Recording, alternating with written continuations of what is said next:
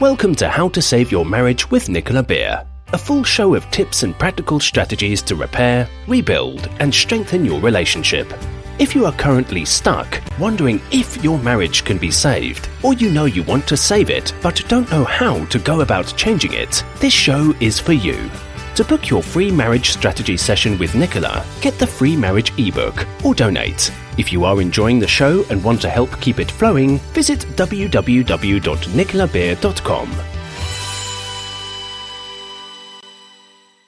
Hi and welcome, this is Nicola Beer. Thank you so much for joining this episode. It's a really important topic. We're going to be talking about relationship anxiety. And anxiety is something that I work with a lot with individuals one-to-one, whether it's relationship anxiety, whether it's panic attacks, fear of leaving the home, fear of going to social events, fear of any kind of obsessive or overthinking that comes up.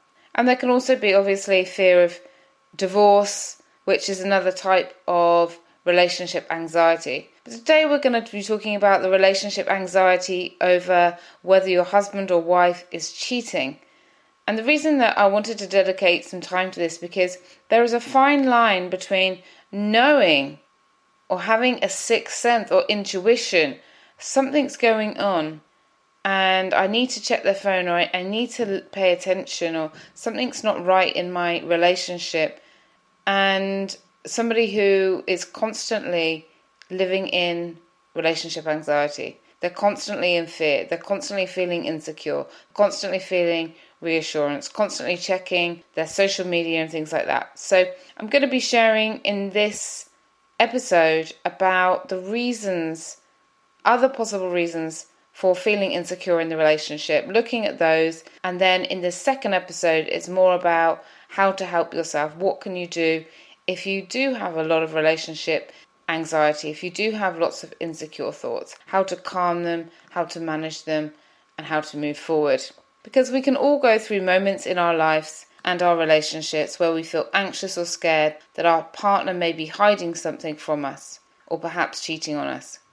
And it's extremely difficult for many people on their own to distinguish, is this coming from a place of knowing, or is this coming from fear and anxiety?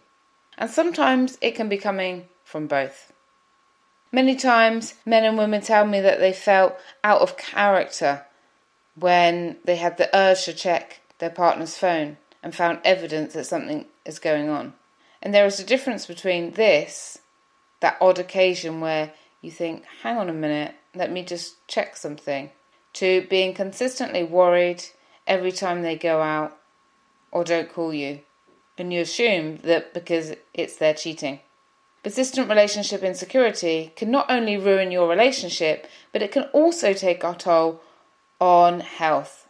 Part of the work that I offer in my anxiety counselling online is that it can really affect the body in terms of often neck pain, back pain, stomach cramps, IBS, tension headaches, and a lack of sleep are all common with anxiety. So if you feel inside that you can trust your partner and you have no need to worry on one side, or part of you thinks this, or half the time you think this, but then the other half you're having thoughts that are driving you crazy, it's important to address this anxiety. So I hope these episodes help you.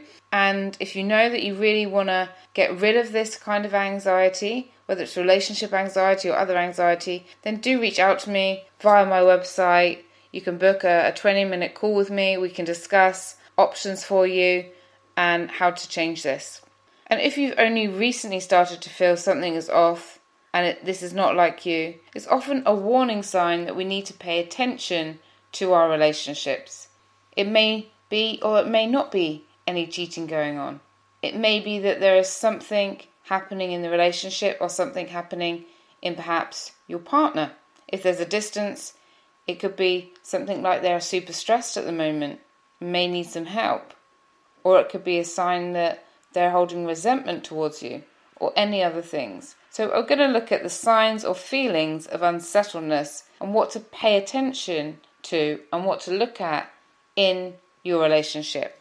So here are the main things that may be the cause of your relationship anxiety and how to move forward.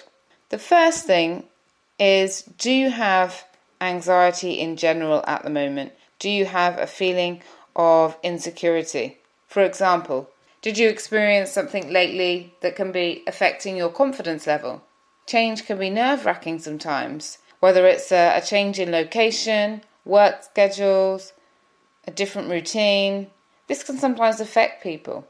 Perhaps your confidence has been shook by something that you thought was a sure thing or was a certainty in your life and has been jeopardized.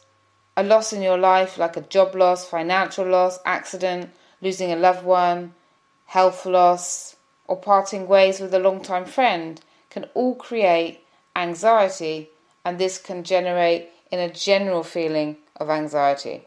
And it doesn't take much to feel insecure, and this can spread to all persons' life. So it may be that something's happened in another area of your life, and now all of a sudden you're anxious about your relationship. Some of the main causes of anxiety that I help people with are driving anxiety, anxiety after having children, worrying about losing loved ones, death, and anxiety that a partner doesn't love or care about them. So what I have people do is I say, okay, I understand that you have a lot of anxiety over a lot of things right now. If you had to pinpoint what are the top anxieties that you have, so I have them write down all of their fears and we look at what are the top ones. What are the ones that are causing you the most anxiety? And then we start working on those. And what we find is that the other anxieties tend to subside when we're dealing with the real key anxiety.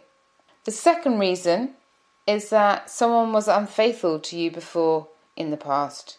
Did you have a partner that cheated on you, either in your current relationship or in the past? And was this emotionally, physically, or financially? If this is the case, then what you're feeling can actually be some kind of projection, where you're projecting this onto your current relationship, where you're projecting this onto your partner right now. And this is even more the case if your partner's cheating caught you unaware. And the problem is once you experience something like this and you don't seek counselling or therapy or coaching to discuss and release it, that it's going to keep coming up and up and up because it's your mind that really wants to protect you. So it's firing warning signs all the time. And these warning thoughts may be too much to bear for you right now. And this is where we need to actually thank our mind for creating these thoughts, for creating these worries, to give you these warnings, but that you don't need to be worried and that your unconscious mind can support you in different ways. So it's about retraining the mind. And this is the really important step that I do. It's like retraining your mind. Okay, thank you for coming up with these ideas that my partner may be cheating. I don't need the mind to do this for me because I trust them and I'm moving forward. And it's a way of really releasing this. And perhaps this has caused a lack of trust in you. You may find it hard to trust men or women and may have been particularly careful when falling in love because of somebody cheating on you. And perhaps in your current relationship, it may have even got to the point of paranoia, as you suspect your husband or wife is hiding things from you. It's typical, in my experience, to develop a sensitivity to a new partner's behaviour, and it could be overanalyzing their behaviour, overanalyzing their words, because your mind just keeps taking you back to how things happened when you were cheated on before, whether it's by your partner or whether it's by somebody else. And perhaps you're scared to be caught off guard again, or you're still angry from the past, or perhaps you're concerned of being made a fool of, or being seen as stupid. And this can often be something that comes up a lot in my one-to-one sessions. People really saying, I don't want to make the same mistake again. I won't be made a fool of. I feel stupid. I felt like an idiot. And they're really trying to protect themselves from feeling that. And when you feel stupid, when you feel like an idiot, what is that? It's self-attack. It's beating yourself up for being loving, for being caring, for trusting. And this needs to change. You did not do anything wrong loving and trusting somebody. And sometimes this can be really hard for us to understand. We can feel, how could I have made that mistake? How come I didn't see it? And really you're beating yourself up for being a loving, kind, caring and trusting person. And those are all positive qualities. So we don't want to take those away. There's a better way, and that's why we need to retrain our mind and be in harmony with our mind and really allow ourselves to love and to trust and be open and trust ourselves that no matter what happens, we know that we're going to be okay. No matter what happens, I'm going to love myself, I'm going to support myself, and I'm going to move forward in a healthy, positive, loving way. Now, it can also be not only being cheated on in the past that can cause this level of anxiety. It can also be witnessing affairs hurt other people that we love and care about. For example, watching an affair rip apart your parents' marriage, or somebody else that you know that is going through perhaps a divorce or a marriage breakdown where somebody has been cheating. Exposure to affairs can definitely generate anxiety in some people. So without knowing, you may have, again, projected that on your husband or wife, that they are cheating when they are not, because you've absorbed this anxiety from other people's experiences which have significantly and emotionally affected you. The third reason that you may have this relationship anxiety that your partner is cheating on you is that you have cheated on your current partner or you have cheated in the past. Always the most suspicious and those who suffer from relationship anxiety the most are those who have cheated on their husband or wife once or twice or had a string of affairs. You might be faithful in this relationship or have for some time, but if there is cheating in your past, you may feel constantly worried your partner is hiding something or having a relationship behind your back. Your perception is in fact projection coming from you. And the best thing for this is relationship counselling, to come to peace with your demons in the past, and also therapy to calm the thoughts and focus away from whether you can trust your partner to trusting life and yourself. Like I mentioned, that no matter what happens, you're going to be okay. That you're going to have a good life.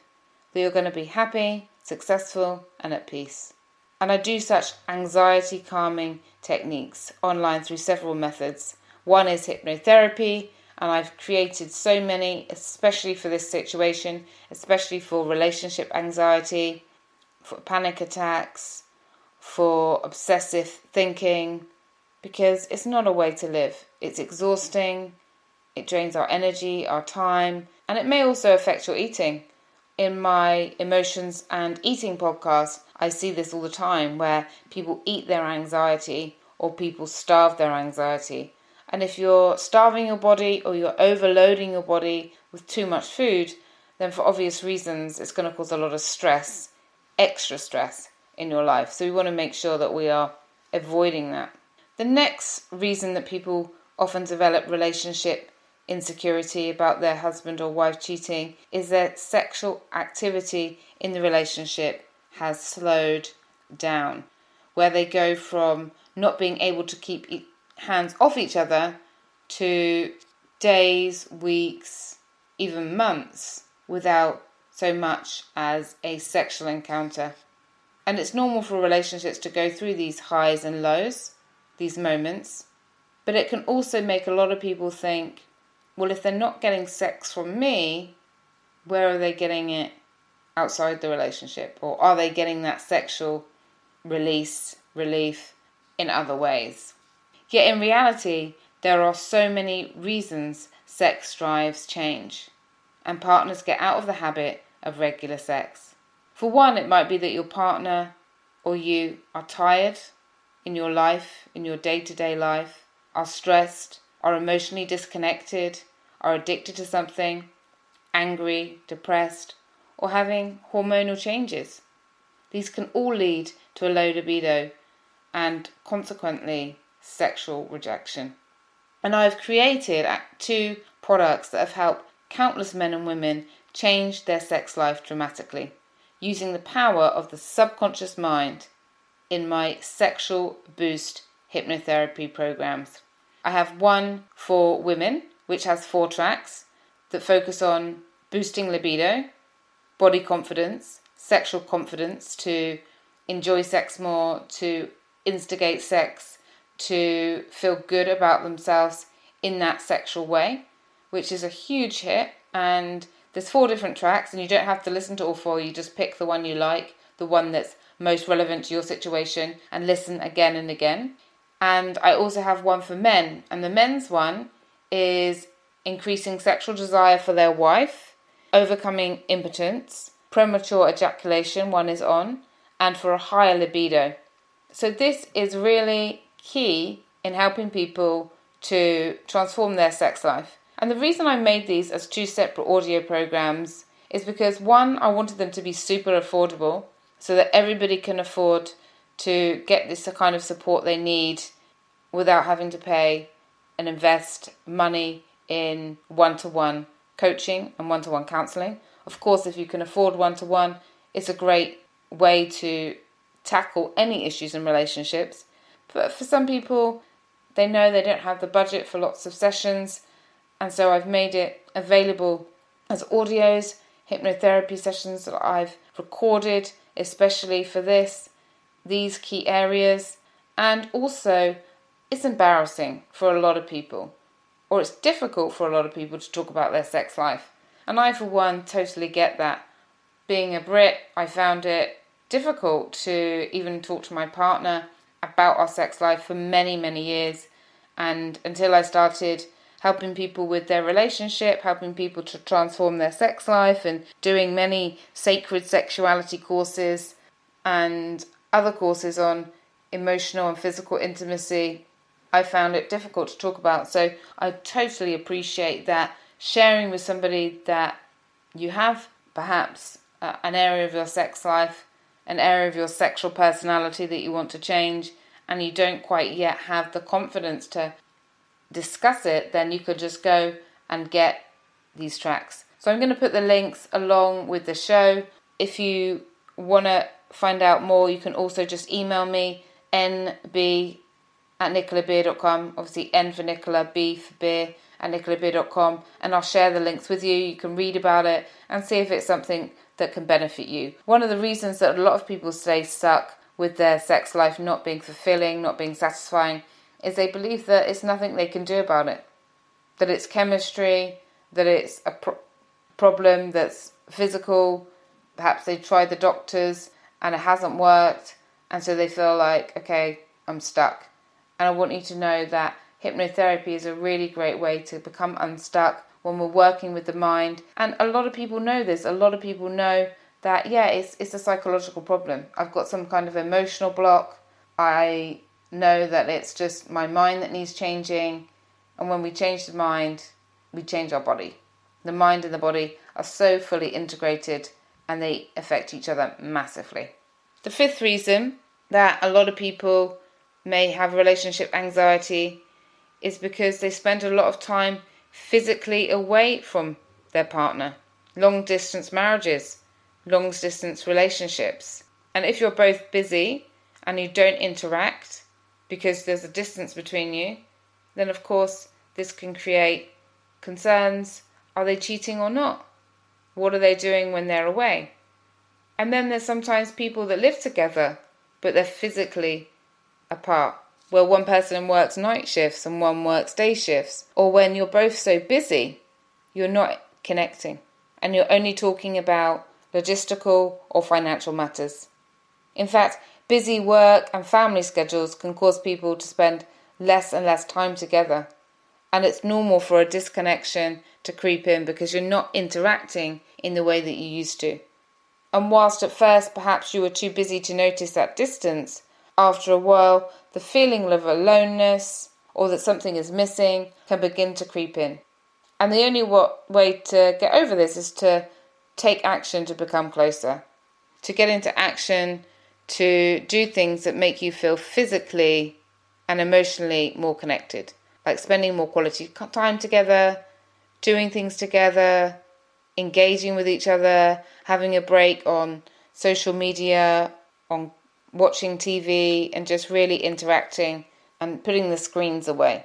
This can be another way to have that loving connection. And with couples that do have a long distance relationship, it's about really connecting in the first few hours when you do spend time together, because this can set the mood for the whole kind of weekend and time that you have together. And then there's emotional distance, a lack of emotional intimacy. There is nothing worse than feeling like the person in your life is withdrawing or pulling away from you emotionally. When you got together, you were probably so close and shared everything. Little moments were cherished a lot more, and you're emotionally present for each other and making an effort.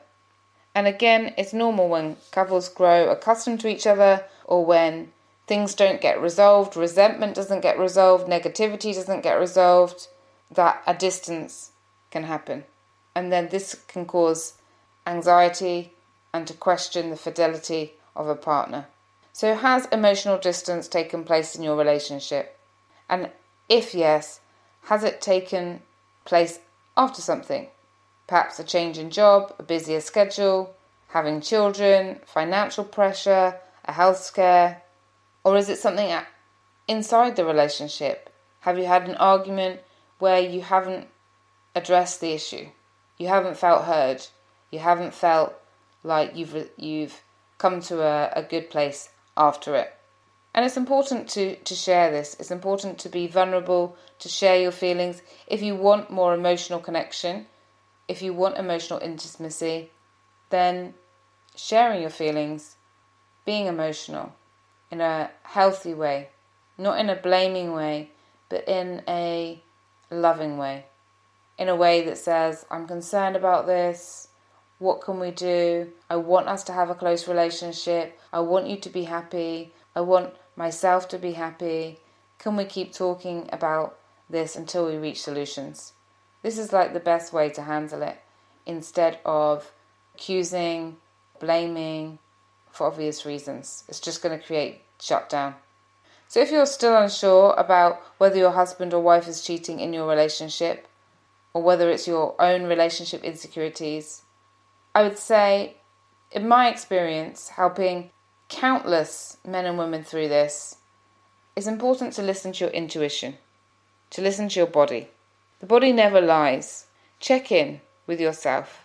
Ask yourself, is this coming from a place of knowing?